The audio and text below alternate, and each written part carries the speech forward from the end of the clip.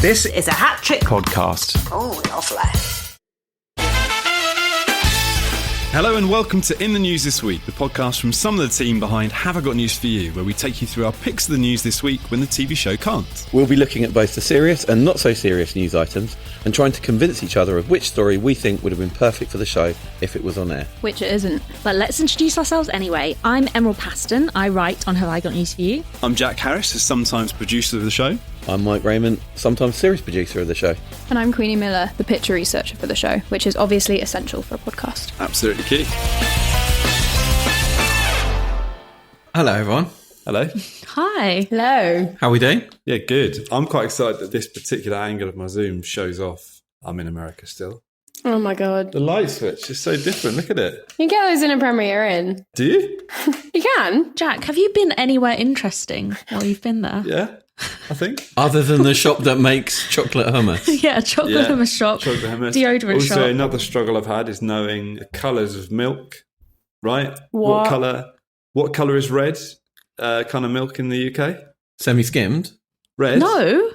Isn't Red it? is whole. No, that's Skimmed. blue, isn't it? I don't drink cow's milk, so I've forgotten. Skimmed. I don't drink milk. You've completely blown apart my excellent story about milk by getting it completely wrong. Right? It's skimmed. It's skimmed. You're a creep if you know what colour skim milk is. Of course I do, right? Because I don't want to go anywhere near it. In America, right, whole milk, red top. Just too confusing. There you go. That's what I've done this week. Oh my God. So welcome to Have I Got Dairy Matters For You. Thanks for that, Jack. Next, Queen's going to talk us through vegan options. I'm not. No, I'm not.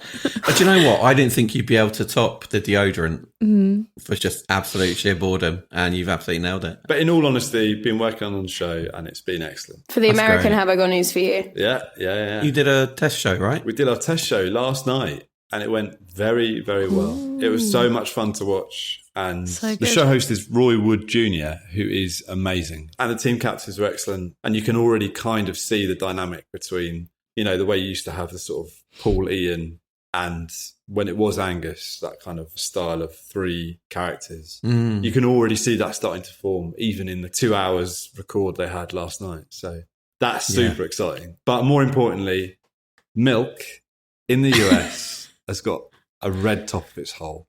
It's not skimmed. I think on that note, we should crack on with the show. Yeah. To even more exciting things than the colour of milk, it's Keir Starmer.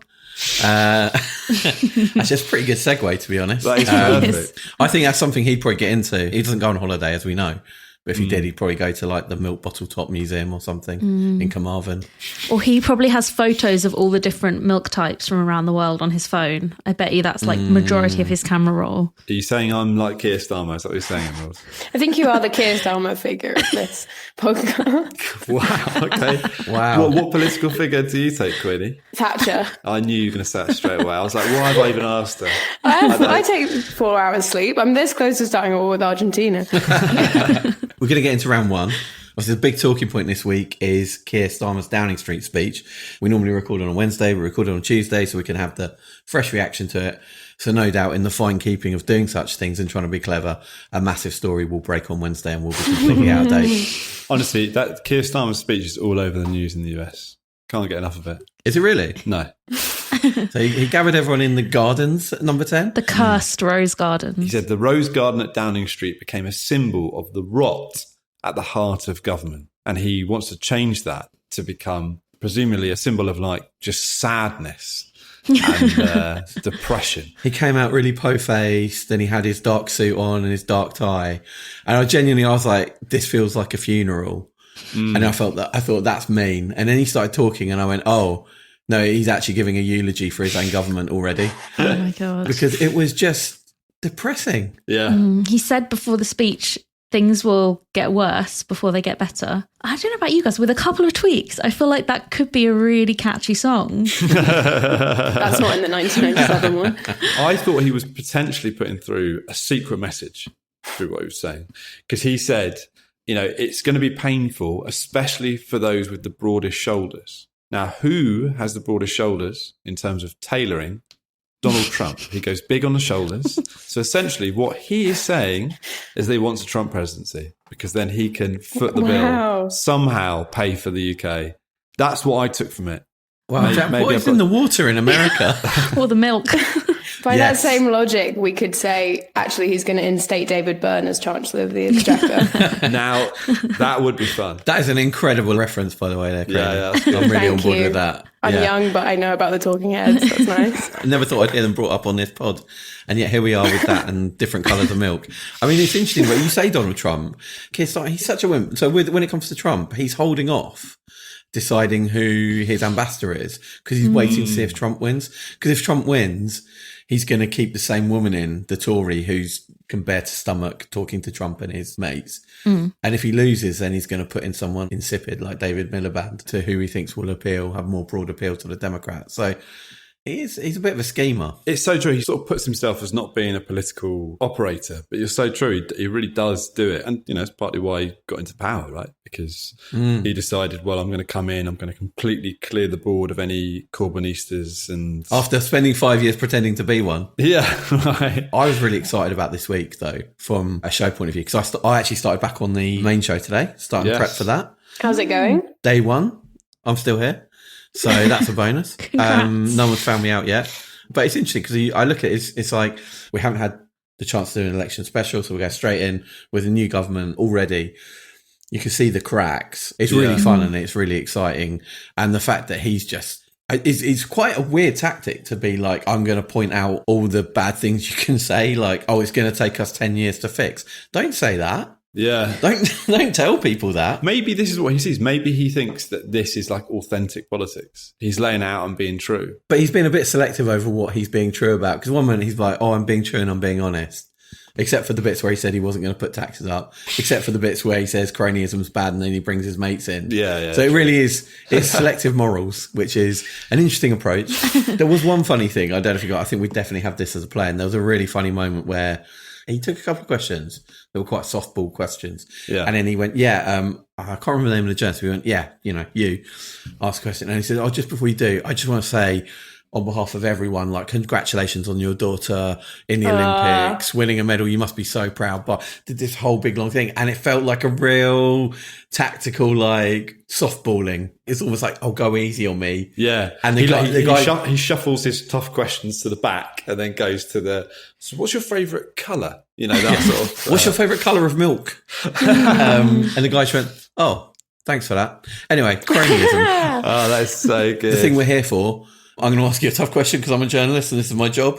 And if you wanted to congratulate me on how well my daughter had done the Olympics, you could have just said it afterwards or sent me a text. But you've done it in front of everyone. He essentially got cool story broed in front of like all the other journalists. He sort of did this whole sort of moral indignant thing about the cronyism, which again I thought was quite disingenuous, where he said, oh, but you've got to get the best people in for the best jobs. And I was like, but it just so happens that all the people you think are the best people are the ones who've given you lots of money and bought you suits from ASOS.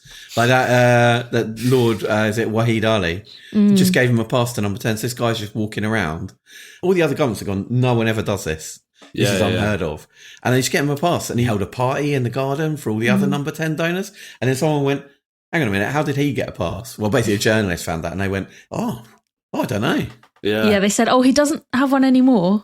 Yeah. Which isn't the best comeback. Literally took it off him after the headline. Don't worry, it won't happen again. The Brian Butterfield approach. But this guy, Wahid Ali, so he's like a big donator to the party. He's given them like £500,000 and apparently given Keir Starmer £16,000 to spend on work clothes. Poor investment. Yeah, I agree. Did anyone ask him in the Rose Garden how much his suit cost? Because that would have been my first question. Yeah, that would have been a good question. How would you spend it? I think I'd probably get loads of suits. Rather than one really expensive one. I would get David Byrne's suit. Yeah. I suppose it doesn't play very well having one big expensive suit. It's like Theresa May's leather trousers. Oh my God. I love that band. They've been burned into my brain. I can't help it. It's the first thing I think about when I wake up and the last thing I think about when I go to sleep. We don't need to know that, Jack. God. I don't know if you guys saw this as well. Have you seen who's banned Keir Starmer from their pub? Is it the Wetherspoons man? Oh, Tim Martin? No, he's too savvy. No, it's Jeremy Clarkson. That's a surprise move. He's not so tolerant. Yeah. He's banned Keir Starmer from his new pub, and he's described the incoming government as a merry bunch of ideological nincompoops. I actually agree with him there. That is straight out of the vocabulary of Clarkson, isn't it? I absolutely love that. What was that, Mike, again? What did you call him? A merry bunch of ideological nincompoops. Now look at this fiesta. Do you know who else is banned from his pub? From Jeremy Clarkson's pub? Yeah. Piers Morgan, presumably. No, there's one other name. The producer he punched? I think he gets free steak sandwiches for life. No, it's actually James May. Oh, is it? So he took a picture of the board and it says Keir Starmer and James May. It's quite sad because there's no one to go to the bar for Richard Hammond. Please, can I have a fizzy yellow beer, please? Can I have a fizzy yellow beer?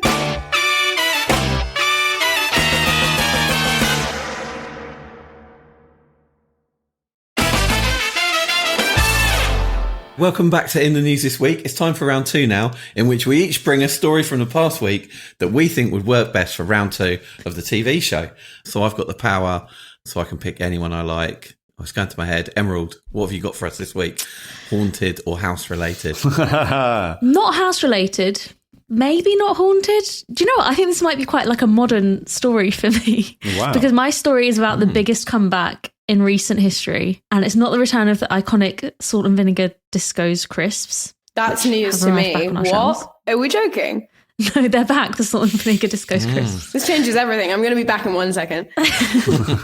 But no, my story's not about that comeback. It's about Oasis, who have announced that next year they're going to be performing together for the first time since 2009. Yeah. As the UK's most legendary estranged brothers, it's not yet known if the Miller bands will be attending the concert. But they have announced it in a really hyperbolic way. So the post they posted said, "The guns have fallen silent. The stars have aligned. The great wait is over." It sounds like a cult announcing the apocalypse arriving, doesn't it? It does, doesn't The it? Kool-Aid has arrived. How are you guys feeling about? Are you guys Oasis fans?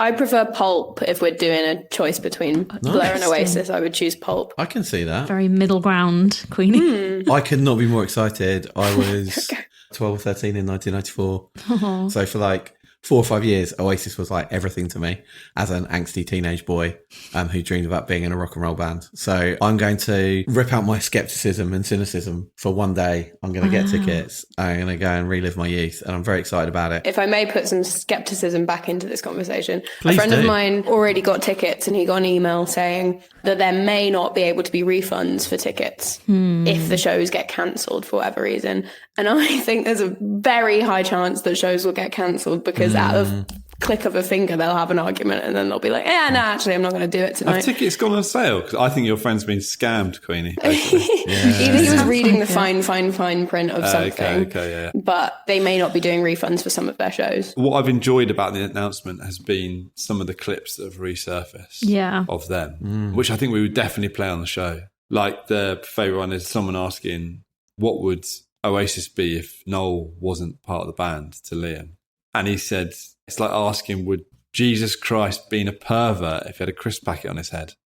Which is delivered in a very Liam Gallagher way. And it's a fantastic clip. Speaking of some of the ridiculous things that the Gallagher brothers have said, I have a quiz for you guys. Oh my God. I'm going to read you a bunch of statements. And for each one of them, I want you to guess if it's something the Gallagher brothers said to each other or if it's something that Tory insiders have said about the current leadership candidates. Oh, great. This is incredible. This is why Emerald should win the episode every time. I think we just stop the count. Yeah. Until you've played it.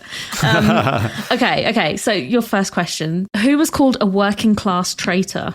Is it one of the Gallagher brothers or is it a Tory leadership candidate? So is this something that they've been called rather than called each other? Yeah, so I've taken quotes from the Gallagher brothers about each other and I've taken quotes from like Tory insiders and advisors about the leadership candidates. That sounds like the sort of thing that Liam might say about Noel because he's bought a house in North London somewhere fancy. I'm not sure that that's an insult to a Tory. Your instincts are right. It's Liam about Noel. Next one. If you put them in a room on their own, they're the only person who could start a fight. So was that said about I mean, a it Gallagher would- or a Tory candidate? I think that this you're trying to trick us. Am I? This is your mind games now. I'm going Oasis. I think Noel said that about Liam. I reckon that sounds like Calling your bluff. given, it speaks to me of someone who's like very animated and quite angry and sort of like kind of emotions quite high. So I'm going Mel Stride. So that was actually said about Kemi Badenoch by some party members in the south of England. That's a nice surprise. Great shout. Wow. Next one, this person's stuff was described as risible, motherhood and apple pie, and let's all come together. So who used that as an insult? Was it a Gallagher brother or someone in the Did they Tory use the word party? risible? Yeah, risible. Absolutely not a Gallagher. Damn it, it's too easy. Someone said that about James Cleverly. Okay, penultimate one. Who was described as the angriest man you'll ever meet. He's like a man with a fork in a world of soup. I think that is Liam. I know this quote. Do you? Yeah. It was Noel about Liam in Q magazine. I don't think a politician would be able to do something that interesting in terms of an insult. Do you know the Noel Gallagher, Liam Gallagher spoon story? Yeah, go on, Mike's good. It's good. Liam Gallagher goes round to Noel's house and Noel opens his fridge and Liam's like, why have you got a spoon in your bottle of champagne? And Noel's like, oh no, it's this thing my mate taught me, so if you put a spoon in the champagne it stops it going off and keeps fizzing, gets them out, pour some, so it's been in there for 2 days. And Liam's like, all right, that's amazing. And then a week later Noel goes round to Liam's house and he opens the fridge and there's a spoon in the milk.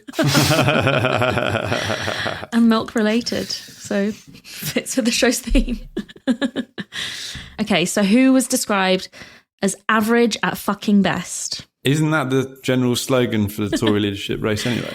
You're not wrong, but it is a quote from Noel Gallagher about himself. So he's showing a lot more humility than any of the Tory candidates. I genuinely thought it was going to be one of them about Did you? themselves. Yeah.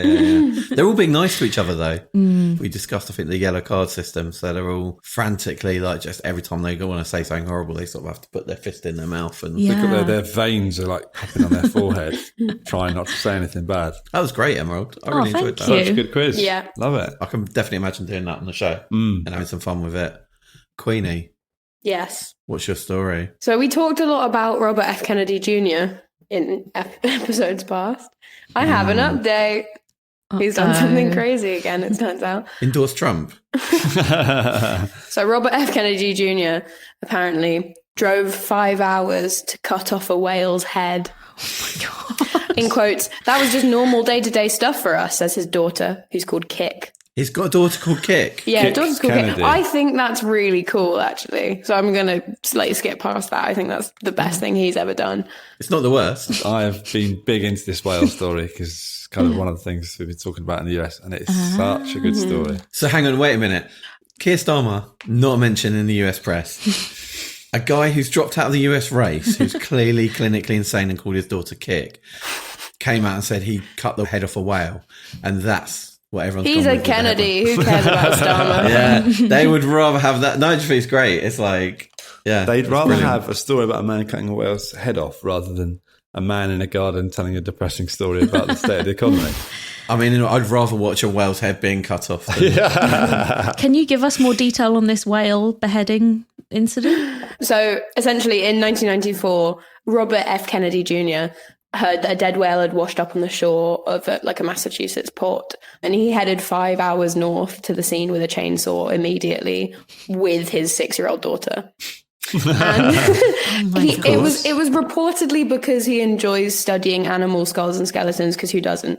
But he just sawed off the whale's head at a beach using bungee cords. He tied it to their family car Oh my God. and just like casually headed back down to his home in New York.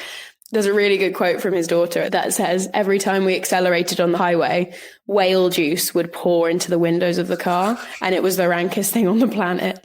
We had plastic bags over our heads with mouth holes cut out, and people on the highway were giving us the finger, but that was just normal day-to-day stuff for us. This wacky family. That's I like love that. a horror That is film. brilliant. This is the best thing I've ever heard. It's better than camping, isn't it? I mean, that's true. It's basically resurfaced the interview, right? Because of the fact that Kit Kennedy has been seen with Ben Affleck. Ben Affleck, after he's just No. been divorced from J-Lo. So it's yeah. like people have obviously gone, oh, is there anything interesting about Kit Kennedy? Yes. Yes, she went with her this dad horrific story. and had to wear a plastic bag on her head to not get whale juice in her face. And it was in Town and Country magazine, I think. And what's really fun about it is you read it. It's a really normal interview, and it has the little whale bit in, and it just carries on like it's a normal thing, which really made me laugh. And I was, How unexcited about your job do you have to be and tuned out to just hear that and not go? That's a headline. Can we just go back to that whale thing for a minute? I have some follow-up questions. My favourite thing about the Vice coverage of this is that he's got a lot of animal-related stuff. We talked about the dead bear cub thing and the parasitic worm and the alleged barbecued dog, that kind of stuff. But they went at the end of this article. Some of these unique stories may have contributed to the demise of RFK's campaign. May have. Might have been that. I feel like he's living like a post-apocalyptic nightmare, but it's not been the apocalypse yet. You say his campaign suffered. He still had 6 million people ready to vote for him the last check. And that's not to say he wouldn't have got more. So despite all those stories, despite possibly having his brain eaten by a worm. If I had citizenship, it'd be 6,000,001. But the funny thing is, because he's backed Trump now, he's come out and backed Trump, they've obviously done a deal. because he tried to contact Kamala Harris to try and get a position in her cabinet. What? And she was like, no. Like, in order to get him to endorse her. And funnily enough, she turned him down. Wow. Yeah. But it would be really funny if they made him Minister for Agriculture or whatever the American equivalent is, put him in charge of animals. Thanks for that, Queenie. That was enlightening. Jack, what have you got for us? So my story this week is about the NASA astronauts. A couple of people I'm talking to thought it was quite sad, but I thought it was really funny. And essentially what it is that these 2 astronauts got sent up into space, I think it was in June, and they were supposed to do an 8-day trip into space. And it got announced on Saturday that they are going to be there for 8 months because it's already been delayed. They were supposed to go up for 8 days, but the spacecraft that they went up in basically has, and I quote, it's got malfunctioning thrusters and leaking helium, which you think that's not God. good. It's relatable, isn't it? They said they were supposed to go up for 8 days. It got delayed again. And then on the weekend, they were like, okay, well, we're going to find out whether they can come back in the next sort of month or so. And they said, nah, can't come back till February because the thing's just not going to get fixed and they can't send anything up. So these 2 astronauts have been stuck in space and will have been stuck in space for so much longer than they're supposed to. And it's because the spacecraft made by Boeing is just terrible. Why would you go up in a spacecraft made by Boeing? It's a good question. That's crazy. I wouldn't go to Torquay in a spacecraft. But NASA have insisted that they are not stranded. They are definitely not stranded. They are just sort of waiting around a little bit. But it does sound, when you have to clarify they're not stranded, that they are definitely stranded. The detail that I liked about it, and it's a question we would ask, is does anyone know what the reason, one of the main reasons those 2 went up into space? Does anyone know why? They're filming Gravity 2. Was it like a team bonding exercise because they weren't getting along? Because that would be terrible. You've been sent to space for 8 days to figure your differences out. Naughty step. No, they got sent to space, right, because they basically were going up there to fix the toilet. No, so they're basically plumbers. Space plumbers. There's a pump on the ISS that turns, I believe the technical term is piss, into water. Oh, wow. Must have been a fun moment when someone worked out that wasn't working. Oh, gosh. Yeah, it's still a bit tang to this. Bear Grylls would love that. Yeah. Did we have asparagus last night? So they took this pump up, which weighs about 60 kilograms, right, to replace it. You're going to be out there for 8 days. Just take this pump up, help sort the toilet. But because they had this massive pump, they had to like cut down on the other stuff they were taking. Oh, no. And the thing that they cut down on were their clothes. So they only took 1 set of clothes with them. And then they'd be there for 8 months. God, did they manage to my fix it? gosh. Because that would be even worse. Really hope so. So, sometimes you get a plumber around and they're like, do you know what?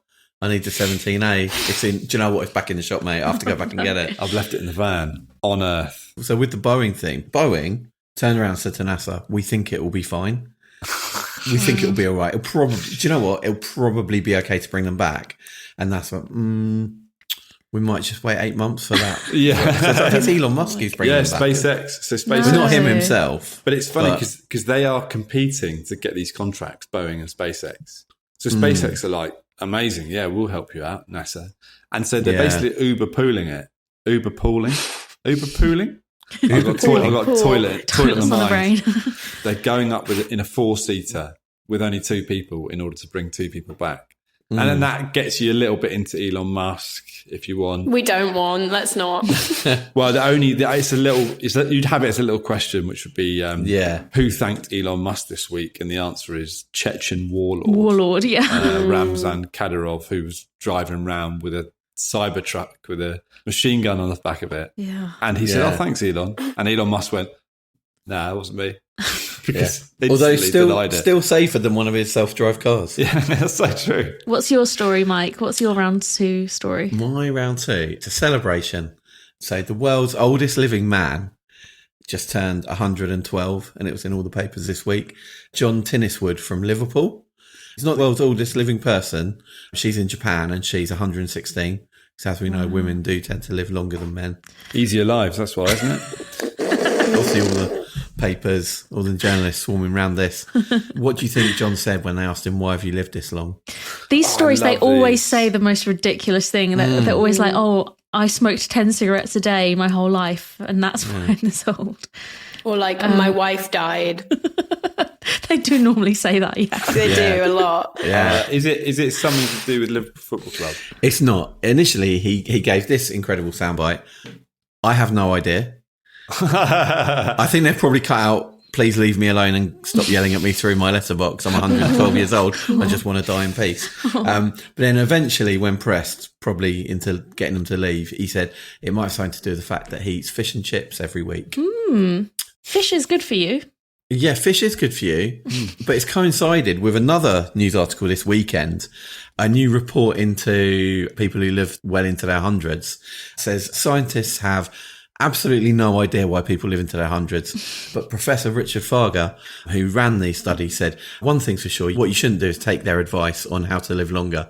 He said, just because people who live to 100 have certain habits doesn't mean you should listen to them. Just because you smoke 60 a day doesn't mean smoking 60 a day is good for you.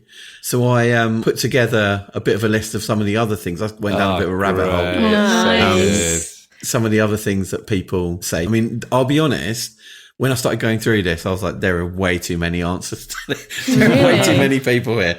Like, the world's oldest person changes so much. Like every week or something, isn't it? Yeah. But if you were that old and you were asked that question, why wouldn't you just say your silliest hobby? Just have a bit of fun. Yeah. What if you got there was a twins? hobby. I don't know if you guessed, one woman from South America. She actually had an actual physical hobby that she said contributed towards her long life, which was mountaineering. I can see that. That does sound like good advice. That kind of makes sense. Does it? Yeah, because you're out and about, you're you haven't healthy. fallen off the mountain, crucially. Was it loads of food stuff, Mike? Loads of people saying they eat certain things. Loads of food stuff. So loads of things like porridge every day, boring. Someone who said the reason they live so long is they keep away from toxic people. I like that one. That's quite deep, isn't it? We're literally English. We wouldn't be able to do that. Well, I guess that's why they weren't English. What is the thing that you guys all do on the daily that you could attribute to long life if you live to 115? I have no healthy... Yeah, but Doesn't maybe have it's to be not healthy, healthy it's because just regular. maybe that's just the thing. Oh, okay. Regular. Genuinely, Yeah. I'd say painting Warhammer. Oh, Because it's a moment where I can just... I can't believe That you've is managed to amazing. shoehorn That is- You this asked again. a question. I would. It's a moment where it's just one man and his brush. So, a Japanese man who was the world's oldest man, unfortunately recently died, lived to 114, Jiromon Kimura, and he put it down, his long life, down to reading newspapers with magnifying glasses and watching parliamentary debates on TV. Right. so we could be in with a shot. Well, I feel like I've aged 50 years just watching that Keir Starmer garden speech, so I call bullshit on that as well.